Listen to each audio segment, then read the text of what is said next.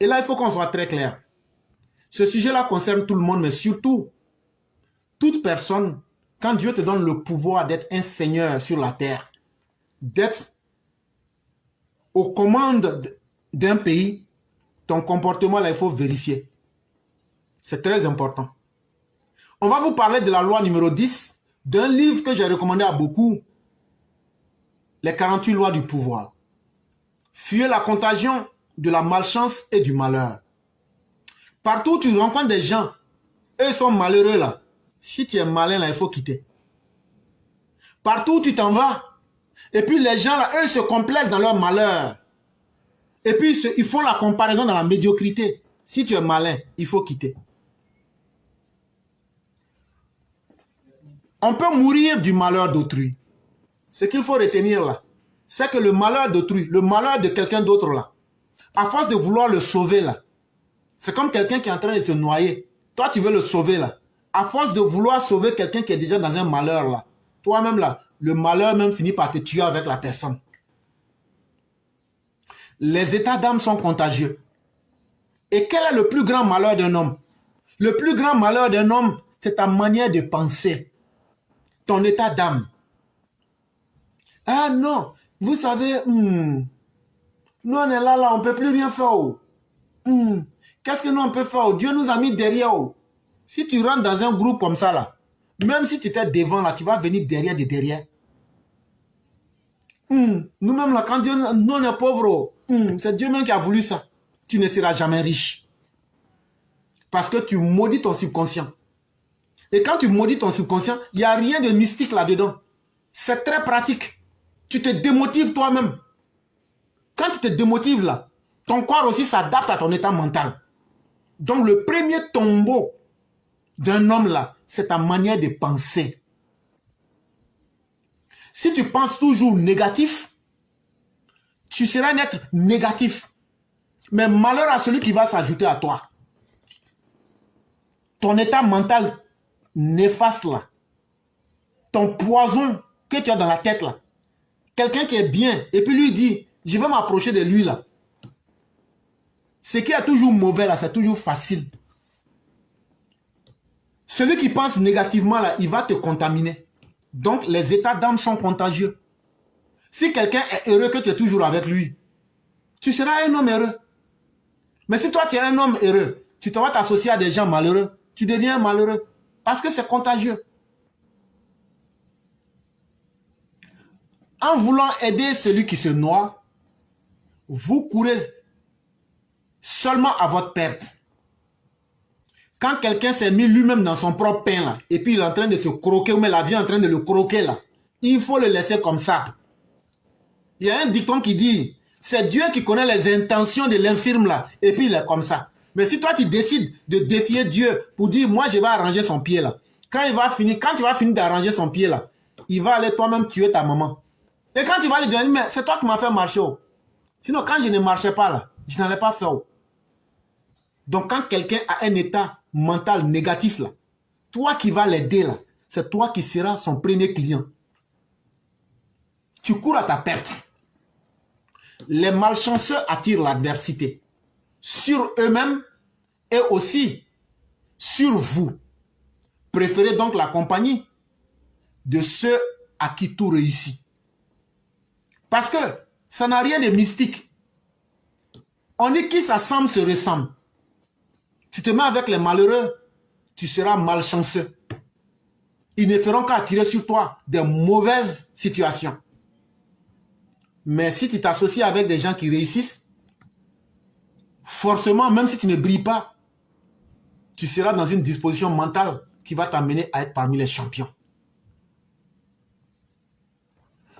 Ceux parmi nous qui sont malchanceux, à la suite d'un concours de circonstances sur lesquels ils n'ont aucun contrôle, méritent tout notre soutien et notre sympathie. Donc dans la vie, là, quand tu vois quelqu'un, il est misérable, il est malchanceux, et que ce n'est pas lui-même sa faute.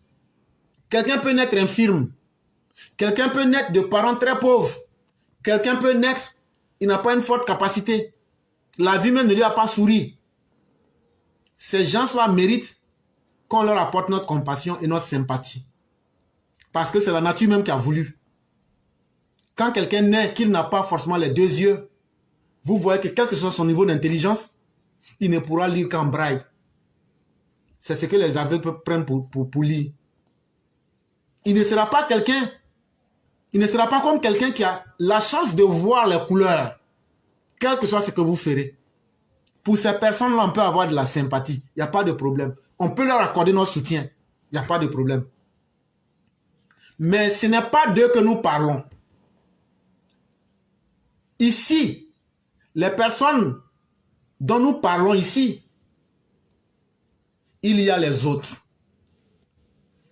Ceux qui ne sont pas nés dans la malchance ou dans le malheur, mais qui ont attiré par leur destructivité et leurs effets déstabilisants sur autrui. Ceux qui sont nés, qui sont des défaitistes, qui sont des gens qui abandonnent tout, qui sont des gens qui sont là, qui veulent prendre leur négativité pour profiter des autres. Alors là, si vous profitez pour dire telle personne est malchanceuse, elle est malheureuse aujourd'hui, je vais l'aider. Alors que cette personne-là pouvait se battre, pouvait améliorer sa condition, il faut savoir que tu es en train d'inviter tout ce qui va détruire toi-même ta propre vie.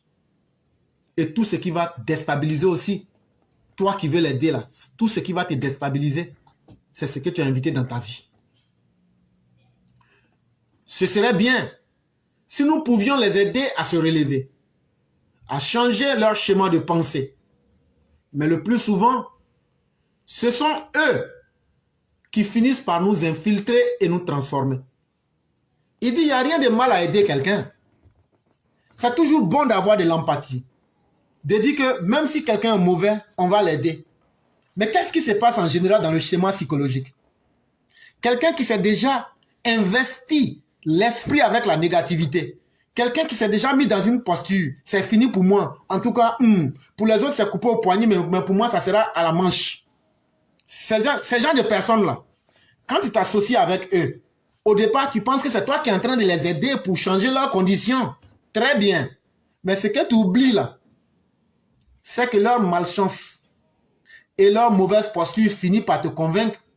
Et toi, tu baisses la garde. Et qu'est-ce qui arrive? C'est eux qui s'infiltrent en toi et qui te transforment. Et c'est ça qui est en train d'arriver au RHDP. Ah non, on n'a pas d'opposant. Donc là, on s'en fout, on est devant. Ce n'est pas parce que vous n'avez pas d'opposant qu'il ne faut pas chercher à toujours aller de l'avant. Donc quand nous autres, on fait des critiques constructives, ah, vous aimez trop critiquer, c'est comme si c'est comme ça. Mais nous, on ne va pas arrêter de critiquer. Vous aussi, vous n'allez pas changer. Donc là, on va continuer comme ça. Parce que critiquer là, nous, on va pas se fatiguer dedans. Et grâce à Alassane Ouattara là, il n'y a pas quelqu'un qu'on va attraper. Tant que les critiques sont vraies et sont honnêtes, on va les faire. La CMI là, c'est à 50% flocon. On va dire au gouvernement de se réveiller. Plus de 1200 milliards. Il faut que l'argent là, les Ivoiriens disent on sent aujourd'hui que notre vie est prise en charge en termes de santé. Ça là, quand tu vas dire ça là, même si je suis militant RDR, RHDP, c'est la vérité. Et ce que je dis là, tu es FPIO, tu n'es pas politicien là. Si on crée les conditions pour que votre santé s'améliore là, si tu n'es pas content, c'est ton problème. Si on améliore les conditions, tu peux te soigner. La 4 semi met tout le monde en confiance là. Si ça t'arrange, c'est ton problème. Moi, en tout cas, j'ai critiqué ce que je devais critiquer. Et je m'en fous pour ajouter dessus. Parce que je sais que c'est notre argent que vous avez pris. Donc là, notre argent là, vous devrez nous rendre compte.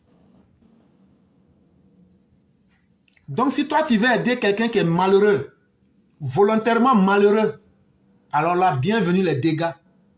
Contrairement à ce que tu penses là, tu vas te faire endormir et c'est la malchance de cette personne qui va s'infiltrer en toi et te transformer sans que tu ne t'en rendes compte. Vous allez me demander, mais comment et pourquoi? La raison est simple.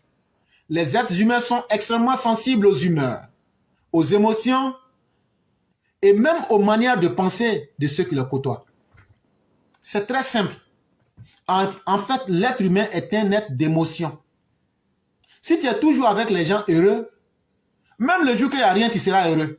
Parce que ton corps finit par s'adapter, ta mentalité finit par s'adapter à ça. Mais si tu es toujours avec les gens qui sont dans des émotions néfastes, qui sont toujours dans l'énervement, qui sont toujours... Et là, ils parlent pour se faire pitié. Maman, je ne sais pas comment Dieu va faire ma vie. Oh. Dieu, maman, je ne sais pas. Oh. Ça là, en tout cas, nous, on est derrière les autres. Oh. C'est comme ça. Oh. Toi, tu t'en vas toujours là-bas. Là. Mon frère, tu vas finir par épouser leur manière de penser et ça va t'impacter. Mais toi-même, tu ne t'en rendras pas compte. Ceux qui sont incurablement malheureux et instables ont un pouvoir contagieux particulièrement fort parce que leur personnalité et leurs émotions sont très intenses. Mais ceux qui se sont professionnalisés à cohabiter avec le malheur, ils sont devenus des personnes instables. Si vous continuez, vous, à cohabiter avec eux, à être à leur compagnie là, et leurs émotions là sont tellement fortes que ça va finir par vous corrompre. Directement et indirectement. Et vous allez tomber dans leur piège. Ils se présentent souvent comme des victimes et il est difficile au début de comprendre qu'ils sont eux-mêmes à l'origine de leur propre malheur. Chaque fois quand vous les voyez, c'est nous les victimes du système, comme les Américains noirs ici. C'est nous les victimes du système. Et on veut la justice. Hey, vous avez été victime de quoi? De l'esclavage. Tant mieux. Mais est-ce qu'aujourd'hui, c'est l'esclavage qui vous empêche d'aller dans les écoles, d'aller à l'université, d'apprendre un boulot? On pourra tout dire. Tout le monde n'est pas logé à la même enseigne. Mais ce que vous considérez comme une injustice a été un bénéfice parce que vous êtes né dans le pays le plus puissant au monde. Mais au nom de la malchance et de la médiocrité, ils sont assis. Il faut qu'on nous juge, il faut qu'on nous traite de la même manière que les Blancs. Les Blancs qui ont travaillé sur ce système, ils n'ont pas dormi. Vous pensez qu'ils vont vous mettre au même niveau que toi qui s'en vas au McDonald's pour manger? La vie là, les gens savent les sacrifices qu'ils font. Et c'est au nom de ces efforts là. Si tu veux être dernier là, on va t'aider à être dernier. On va te dire il faut aller prendre les coupons alimentaires, les welfare, tout ça, il faut aller prendre. Tu es content. Mais la nourriture que tu manges là, c'est que tu ne sais pas là. On va calculer le nombre de temps que tu vas vivre. Tout ce qui est cadeau est un poison. Tout ce qui est un cadeau est un poison. Et moi, je l'ai appris ici en Amérique quand je suis venu. Nothing is for free. Il n'y a rien qui est gratuit. C'est la première chose que j'ai appris aux États-Unis. Et Dieu merci. Rien n'est gratuit dans cette vie. Si on te dit que quelque chose est gratuit, tu prends là, c'est que c'est toi-même qui es la marchandise. Mais tu ne sais pas encore. C'est quand le deal va finir là, que tu vas te rendre compte que c'était toi-même la marchandise. Et c'est comme ça que les personnes qui ont toujours des sentiments négatifs traînent des malheurs. Et dans ces malheurs-là, si vous qui venez les aider là, elles vous traînent dans ces malheurs-là. Ils se présentent en général comme des victimes. Au début, vous allez dire oui, c'est vrai, vous êtes effectivement victime. Mais quel effort tu fais pour quitter dans cette condition de victime? Est-ce que rester toujours permanemment dans la victimisation peut te faire avancer à quelque chose de mieux? Avant que vous ne puissiez vous en rendre compte de la véritable nature de leurs problèmes, vous êtes déjà contaminé. Toi qui voulais les aider là, le temps que tu vas te rendre compte là, tu es déjà contaminé mais tu ne le sais pas. Parce que tu auras baissé la garde quelque part. Et c'est pourquoi je bénis le dicton qui dit mieux vaut être seul que d'être mal accompagné. Mieux vaut être seul que d'être dans la compagnie des Philistins. Des gens envieux. Eux ne veulent pas travailler, mais veulent tout avoir. Comprenez bien ceci. Dans le jeu du pouvoir, ceux avec qui vous vous associez ont une importance cruciale. Et donc ceux qui sont à la gestion du pouvoir, quand Dieu vous permet d'être à la tête, ne vous associez pas aussi avec n'importe qui. C'est très important. Ce n'est pas tout le monde qui devient un leader et de surcroît gérer même la destinée des peuples. Quand vous devenez donc des dirigeants et surtout des leaders qui doivent tenir compte de la destinée de toute une nation, vous n'êtes plus dans un rôle personnel. Et donc là, vous devrez faire très attention avec qui vous vous associez. Parce que cela aura une importance très cruciale dans votre gestion du pouvoir ou même dans la fin de votre pouvoir. Le risque que vous courez en vous associant à des agents infectieux est que vous perdez une énergie et un temps précieux à essayer de vous en libérer. Ces personnes néfastes-là sont comme des agents infectieux, c'est comme des microbes, c'est comme des bactéries. Une fois qu'elles rentrent dans ton cercle, toi qui penses que tu es en train de les aider, ils sont en train de t'infester. Et le traitement qu'on va te proposer, c'est un antibiotique. Et l'antibiotique pour te soigner, si tu es encore chanceux, va détruire toute ta flore intestinale, va détruire ton système immunitaire. Et tu te retrouves à la merci des événements et des situations. Par une sorte d'amalgame, vous en pâtirez aussi aux yeux des autres. Ne sous-estimez jamais les dangers de la contagion. Et donc, un homme qui est sérieux et un homme qui est malin dans la vie, il ne faut jamais dire non, moi je suis blindé, moi là, il n'y a rien, ça là, ça ne peut pas m'atteindre. Non, il ne faut jamais sous-estimer l'effet de la contagion. Si tu te mets dans le mauvais groupe, d'une manière directe ou indirecte, tu seras contaminé.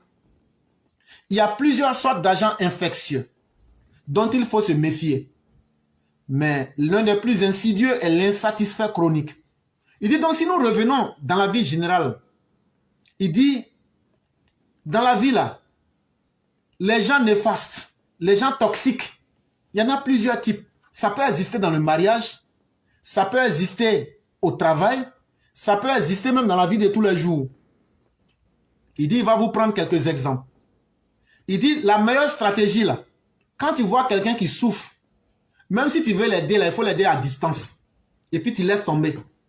Eh oui, nous-mêmes les EPV, on a appris cette leçon là ici. Cette leçon, nous l'avons apprise ici. Quand on a eu pitié de certains pour les aider, ces personnes ont retourné notre bien contre nous. Et tout ça, ça donne des idées dans la vie.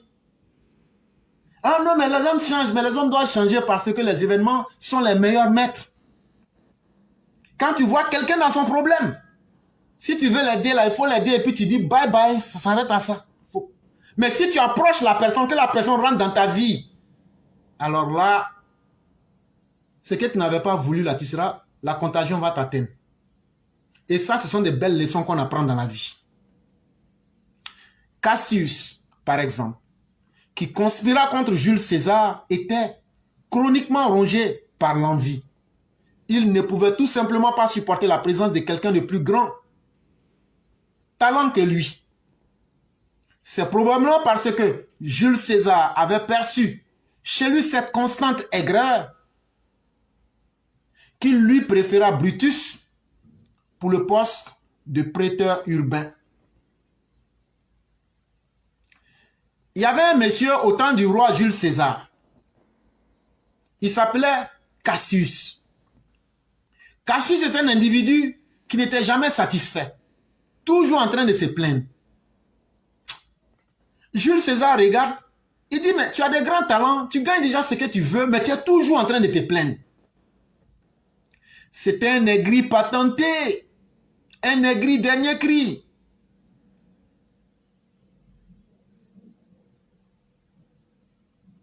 Et qu'est-ce que Cassius va décider?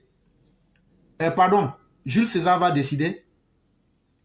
Il va dire, je préfère Brutus. Parce que lui au moins là, il sait se contenter de ce que la vie lui donne. Mais quelqu'un qui montre que lui il est insatisfait, si tu t'associes à cette personne-là, alors là, il faut être prêt. Cassius rumina sa rancune et sa haine pour Jules César. Et sa haine devint pathologique. Le même Cassius qui voulait un grand poste qu'il n'a pas obtenu, va ruminer sa haine contre Jules César. Brutus lui-même, fervent républicain, n'aimait pas la dictature. S'il avait eu la patience d'attendre la mort de César, il serait parvenu au pouvoir et aurait pu pallier au désastre provoqué par le gouvernement du dictateur. Mais Cassius lui communiqua sa rancœur, lui ressassant chaque jour toutes les mauvaises actions de César. Il finit par convaincre Brutus de faire partie de la conjuration. C'était le début d'une grande tragédie. Combien de malheurs avaient pu être évités si Brutus avait appris à craindre le pouvoir de la contagion.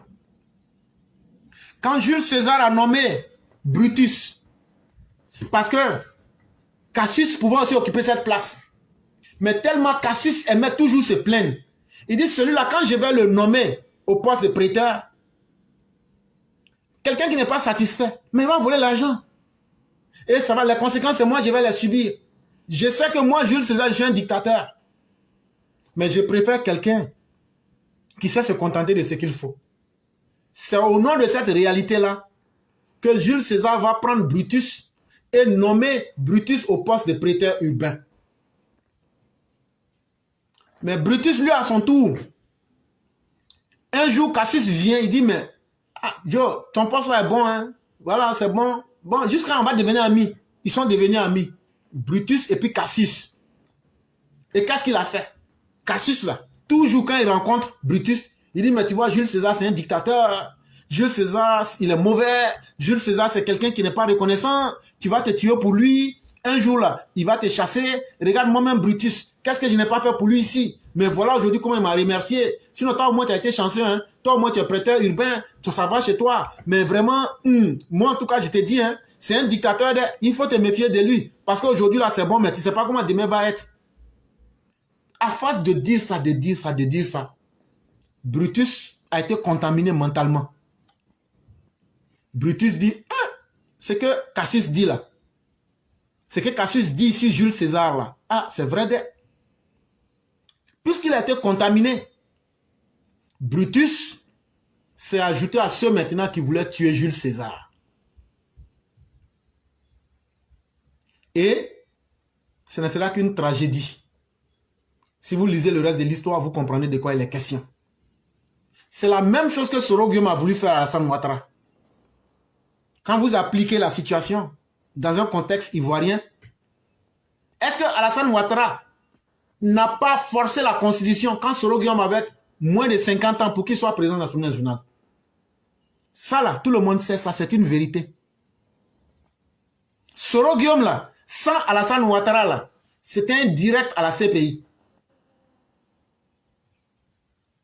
Puisque devant tout le monde, il dit que c'est lui qui a été le chef de la rébellion, c'est lui qui a fait ça, c'est lui qui a fait ceci. Soro Guillaume là, ils sont restés au golf. Ils jouaient sur les deux fronts. Ils soutenaient Gbagbo et ils faisaient semblant de soutenir Ouattara.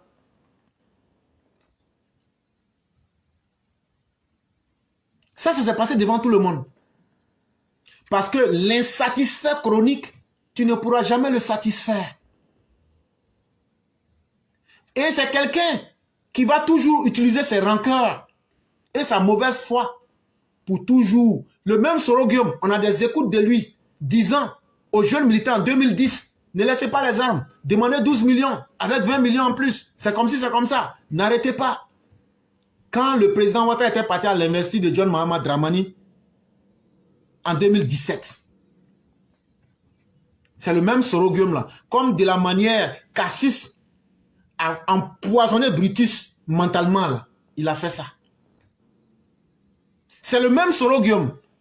Il est président de l'Assemblée nationale. Mais il a payé les armes qu'il avait mis au siège du GPS. Et on l'a pris.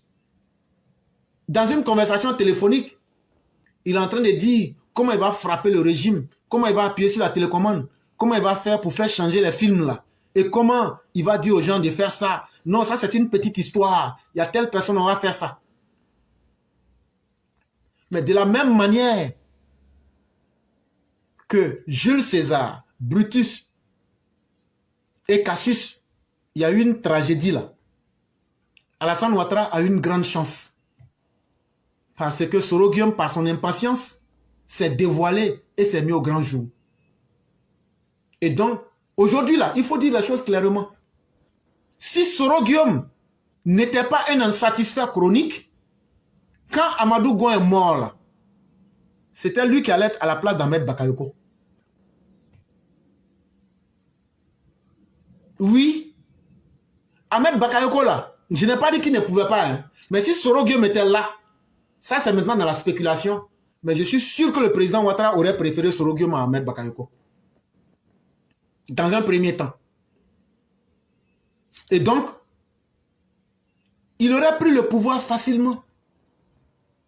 Mais quand de nature tu es quelqu'un qui est insatisfait de façon chronique, tu finis par tout perdre. Et donc, quand on est aussi à la gestion du pouvoir, il faut beaucoup faire attention. Que ce soit des gens qui sont dans le monde du business, des gens qui traînent des boulets derrière eux, des gens même qui traînent une sale réputation. Même si tu veux t'associer avec eux, il faut le faire à distance pour que ça ne te touche pas. Ça nous ramène à une autre loi qu'on appelle tirer les marrons du feu. Dans le même livre. Comment poser des actions sans se salir les mains. Puisque tout le monde est utile dans la vie.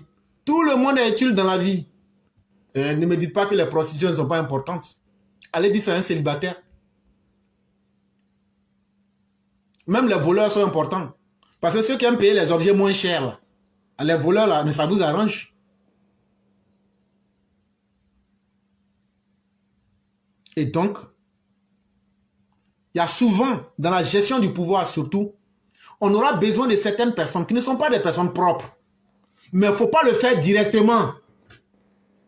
Il faut passer par personne interposée. Pour que le jour qu'on va dire, non, ne faites pas ça. Non. Je n'ai jamais collaboré avec de telles personnes. Vous n'avez pas de preuves directes. Mais quand il y a des preuves directes qui vous relient à des personnes sales, c'est une très mauvaise chose pour un dirigeant. Parce qu'une fois que votre image est touchée, tous ceux qui croient en vous, c'est eux aussi qui se sentent blessés, trahis. Et beaucoup risquent de baisser la garde. Et comme Soro Guillaume lui-même l'avait dit, s'il était un mauvais garçon, que Dieu ne lui donne pas le pouvoir. En tout cas, Dieu a bien répondu à sa prière. Ça aussi, c'était une très bonne chose. Mesdames et messieurs, nous avons terminé. On va lire ici l'édito de Mère Blanc. Et quand on aura fini la lecture, s'il y a des personnes qui veulent prendre la parole, on va vous l'accorder. Comme il fait déjà tard, on va demander à nos différents participants d'être efficaces pour libérer la parole rapidement. Comme il fait déjà nuit, très tard déjà, dans certaines parties du monde, pour que ceux qui nous suivent puissent aller se reposer. Et donc, on écoute ici l'édito de Mère Blanc. Bonjour éclaireur pro-vérité, bonjour à tous mes condisciples de l'indivisible classe éclaireur pro-vérité. Mon édito aujourd'hui a pour titre « C'est pas demain la veille ». Programme de gouvernement, vous avez bien dit programme de gouvernement. Depuis le temps que nous sommes suspendus à leurs lèvres, ces deux enfants gâtés du PDCI n'ont pas trouvé mieux que de se trémousser sur des podiums, nous imposant une scène déconcertante.